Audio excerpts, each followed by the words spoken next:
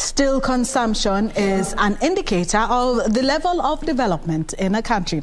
In Kenya, manufacturers have had to deal with either a global shortage of the raw material despite a local increase of demand or a 30% hike in the price of raw materials within the last year.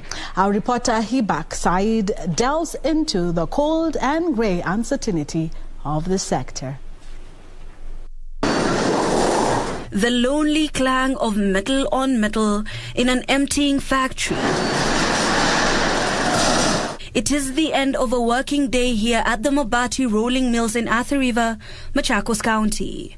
The operators down their tools, taming the roaring machines, grateful for its service despite the looming worries of yet another operational slowdown.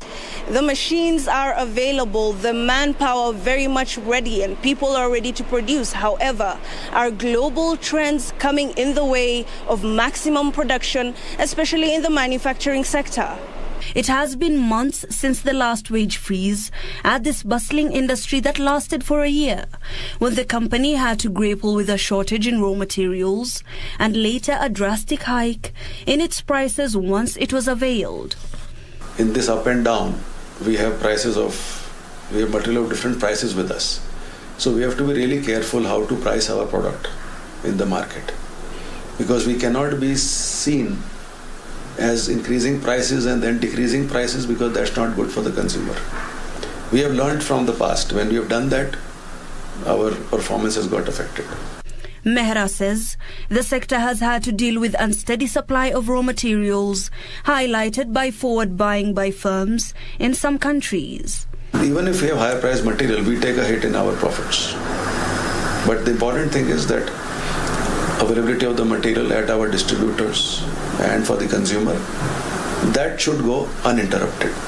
He says even though the company retained all its workers, it had to freeze wages as well as navigate the challenge of price moderation, which was a delicate balance between shielding customers from the market forces and protecting its bottom line. With the global economic environment improving, officials hope the grey fog will continue to rise from this plant, with good tidings to the construction industry and its shareholders. But now we are able to get material.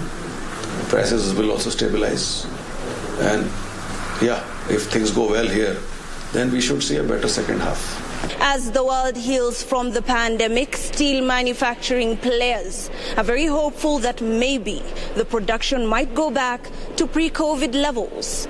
Hibak Said for KBC Channel 1.